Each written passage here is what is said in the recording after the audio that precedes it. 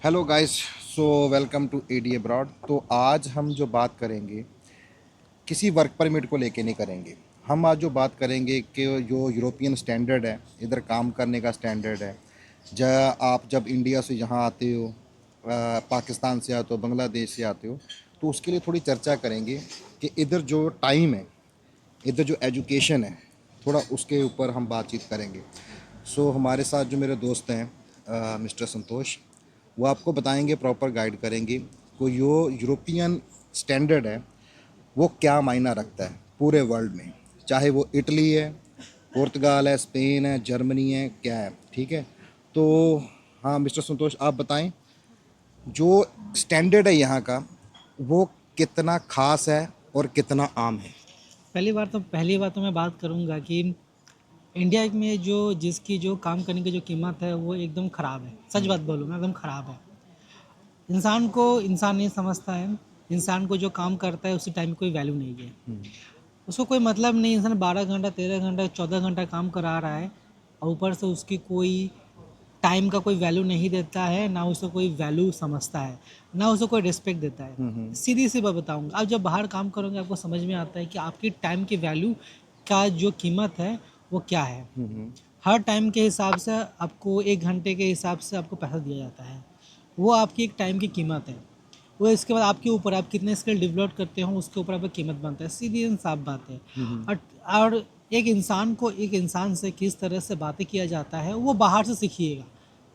हाँ, क्योंकि पहले इंडिया में एक होता था कि एक इंसान को इंसान समझा जाता था, पर अभी वो ऐसा नहीं है। माहौल बहुत बदल चुका है। बदल गया। हाँ, बाहर में यही है कि एक इंसान के इंसान की तरह समझता है और आपको एक राइट्स दिया जाता है कि ये आपका खुद की राइट्स है, इसके अलावा आपको गलत नहीं हो सकता है, जहाँ तक हो सकता है। ठीक है। तो मैं आपको एक क्वेश्चन करूंगा। जैसे आप यहाँ काम करते हो, आपने बहुत सारी कंट्रियों में काम किया हुआ है, आपको ऑस्ट्रेलिया में ऑफ़र आया, कनाडा में भी आपको ऑफ़र आया, चलो आप नहीं गए, आपको थोड़ा इधर अपनी जो लाइफ है वो सेटल लगी यूरोप में। देखिए, और मैं आपको सबसे पहले मुझे ये बताएं, जो जहाँ आप काम करते हैं यूरोप में, और उसका जो आपको घंटे के पैसे देते हैं, या महीने के देते हैं, या टैक्स जो आपकी डिडक्शन होती है, और जो टैक्स डिडक्शन हो रहा है उसका कारण भी बताएं वो क्यों होता है, और जो आपकी सैलरी है टाइम को लेके वो कब आती है, मतलब टाइम पे तो आई जाती है, सबको पता है। वो जो वैल्यू है, पैसे की वैल्यू है, इंसान की वैल्यू, वो जो टाइमिंग है, पंच इन पंच आउट करना ड्यूटी पे, थोड़ा उसके बारे में बताएं कि लोगों को समझ आ सके कि जो इंडिया में काम कर रहे हैं कि वो अपने आप को कितना ख़राब कर रहे हैं एक एक दो दो घंटा ज़्यादा लगा के मैनेजमेंट के लिए। सो बताएं आप, जो मैंने आपको ये सवाल किया अभी। पहली बात है, इंडिया का मैनेजमेंट एकदम ख़राब है। मुंह के सामने बोलना बुरा लग रहा यस, दिस होगा, इज़ द पर रियल। हाँ, बहुत ख़राब है। आप जब बाहर काम कीजिएगा आपको समझ में आता है कि मैनेजमेंट का एक अपने रिस्पॉन्सिबिलिटी होता है कि अपने एम्प्लॉय के प्रति जो कि वो आपसे काम करवाए और बिहेव भी अच्छे से रखे, जो आपका डिमांड है वो पूरा करे। आप जो कंपनी आपका डिमांड चाहिए वो आप पूरा करे, सीधी एंड साफ बात है। ठीक है। पर इंडिया में ऐसा नहीं होता है। इंडिया में सब के मामले में नहीं बोल रहा हूँ, मतलब लार्जर स्केल में यही होता है कि पूरी तरीके से शोषण होता है। कुछ कंपनी हैं इंडिया में जो अच्छे काम कर रहे हैं, ठीक है, पर वो एक्सेप्शन है एक। ये हर जगह लागू नहीं होता है। हर जगह ऐसा नहीं है। मैं खुद भी इंडिया में काम किया हूँ कुछ दिन तक, मुझे पता है।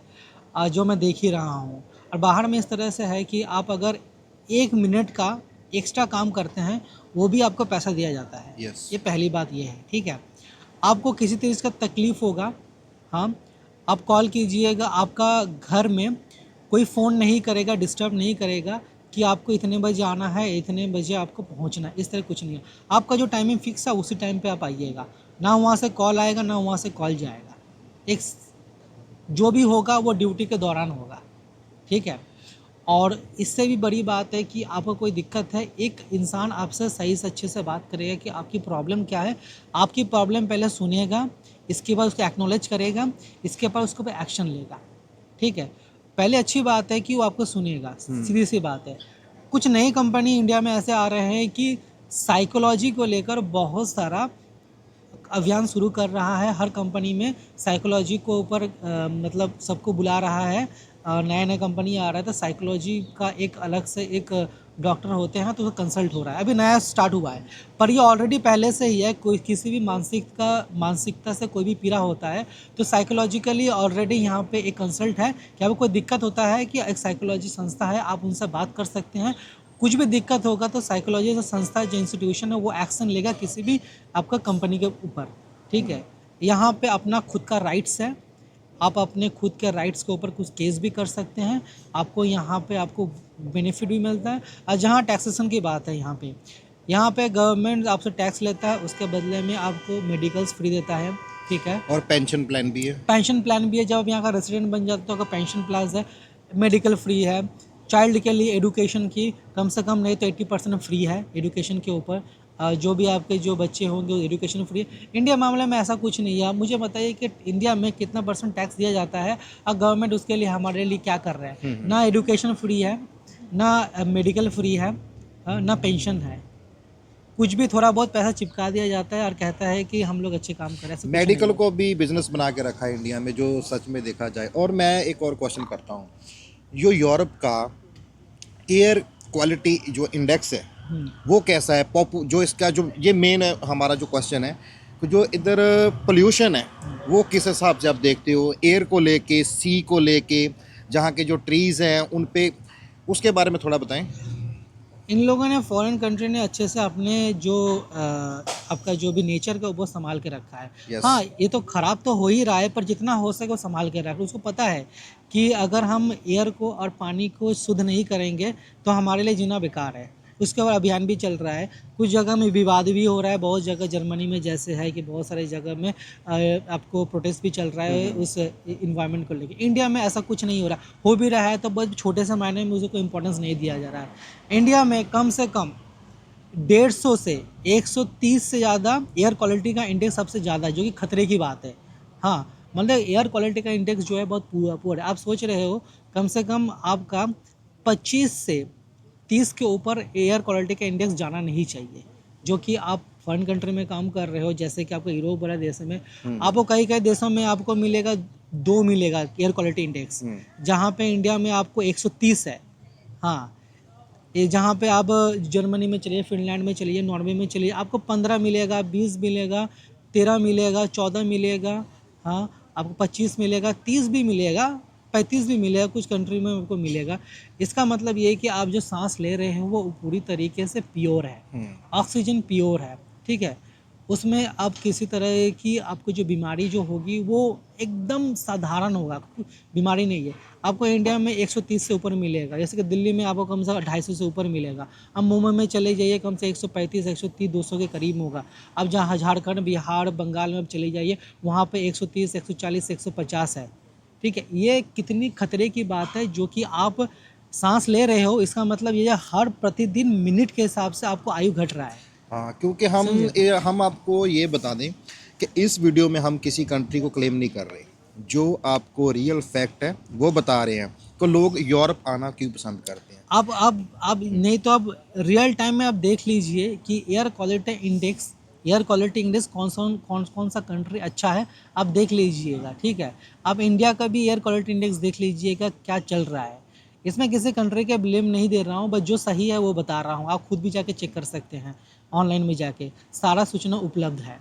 और दूसरी बात है कि जहाँ खाने पीने से लेकर, ठीक है, खाने पीने से लेकर एडल्ट्रेशन बहुत ज़्यादा है। बाहर में भी ऐसी कोई बात नहीं है, पर यह है कि खाने पे बहुत विशेष ध्यान देना चाहिए। आप क्या खा रहे हो, नहीं खा रहे हो, जांच पड़ताल करना चाहिए, ये बहुत ज़रूरी है। इंडिया में बहुत तरीके फ्रॉड चल रही है और बाहर में भी है, लेकिन इस पे खाने पे बड़ी ध्यान देना चाहिए जो भी है। तो मैं आपको एक और क्वेश्चन है, मेरा लास्ट क्वेश्चन है कि यो जहाँ के जो सिटीजन्स लोग हैं, जैसे मैं नेदरलैंड गया, बहुत सारी मैं कंट्री में गया, वो विज़िट किया, उनके लोग जो हम देखते हैं बहुत ज़्यादा हैप्पी है, बहुत खुश हैं, उनकी हेल्थ हर जगह से वो परफेक्ट है।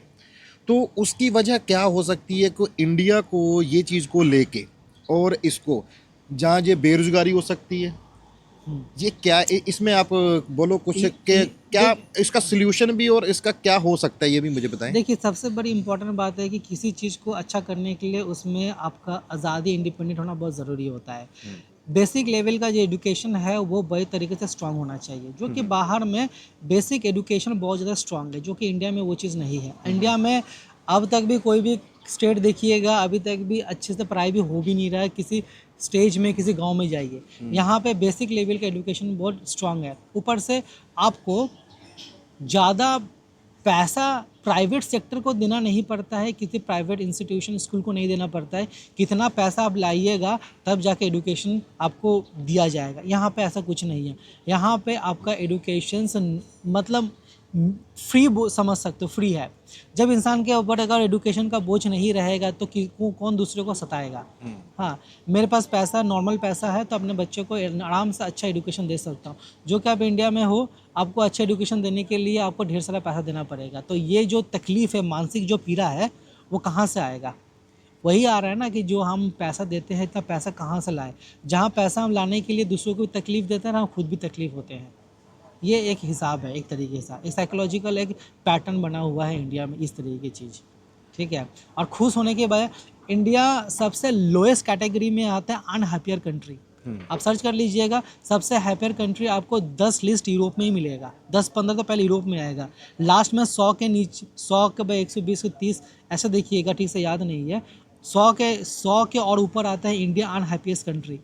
आप कैसे बोल सकते हो कि इंडिया इतनी तरह से प्रगति हो रहा है, डेवलप्ड हो रहा है, पर जिस तरह से डेवलप होना चाहिए उस तरीके से बिल्कुल नहीं हो रहा ये है। बिल्कुल सच्चाई है, क्योंकि आप देखिए जहाँ जो लैंग्वेज कोर्स होते हैं, आप जर्मन को ले लो, जहाँ किसी भी लैंग्वेज, इटालियन को ले लो, उसमें हमने खुद क्वेश्चन ऐसे देखे हैं जिसमें ये चीज़ लिखी गई है, India is poor country and this country is like, लगा लो आप नेदरलैंड या स्विट्ज़रलैंड या कोई भी, this is the rich country.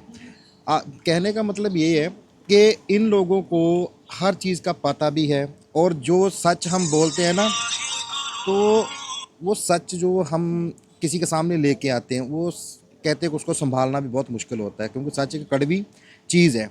सो आपने जो भी सुना आपने हमारे दोस्त के थ्रू, तो हम भी यही चाहते हैं कि आप जो मूवमेंट देखते हो हर रोज़ इंडिया को लेके या किसी और चीज़ को लेके, आप खुद उनको हैंडल करना सीखो, प्रॉब्लम्स को, जहाँ कुछ भी है, किसी पे डिपेंड मत रहो। स्पेशली गर्ल्स हैं, वो डिपेंड मत रहो, वो अपना काम खुद करो, खुद देखो क्या करना है क्या नहीं करना। मुझे ये कहना था कि मैं गवर्नमेंट पूरे इंडिया से मैं यही बोलना चाहता हूँ कि एजुकेशन पूरा फ्री हो जाना चाहिए, एकदम पूरी तरीके से फ्री हो जाना चाहिए। क्यों? एजुकेशन जितना अच्छा होगा, देश उतना प्रगति हो जाएगा। मुझे समझ नहीं आ रहा एजुकेशन के ऊपर इतना टफ किया जाए। मगर एजुकेशन को देखा जाए और हेल्थ केयर को देखा जाए, लोगों ने तो इसको बिजनेस बना के रखा हुआ है। एकदम बिजनेस ही है पूरी तरीके ये से। बिजनेस बना के रखा हुआ, तो फ्री करना तो ये गवर्नमेंट का रिस्पॉन्सिबिलिटी है फ्री करना। और हम अपना जनता है, हम गवर्नमेंट को चुनते हैं, तो हमारा आवाज़ कम से कम गवर्नमेंट को इतना जाना चाहिए कि एजुकेशन पूरी तरीके से फ्री कर देना चाहिए। और हेल्थ केयर तो मुझे छूट देना चाहिए, हेल्थ केयर तो फ्री हो जाना ही चाहिए, मिनिमम लेवल चार्ज होना चाहिए, और बेसिक जो होते हैं जो हेल्थ केयर वो फ्री हो जाना चाहिए, और एजुकेशन तो फ्री हो जाना ही चाहिए। अब हमारे ये समझ में पेंशन फ्री क्यों नहीं है, पेंशन भी होना चाहिए। जो 60 के अबव है उसे एक मिनिमम लेवल अमाउंट मिलना चाहिए, क्योंकि इंडिया में जो काम कर रहे हैं वो टैक्स देते ही है। जीएसटी से लागू है टैक्स देने के लिए, हम अच्छे से टैक्स देते हैं। गवर्नमेंट के एजुकेशन, मेडिकल और पेंशन के ऊपर सोचना चाहिए कि किस तरह से हम अपने जनता को आश्वासन दे सकते हैं और उनकी छूट दे सकते हैं, जिस वजह से जनता भी खुश रहे। तो अभी वीडियो ख़त्म हम करेंगे। So thank you for the watching AD Abroad channel.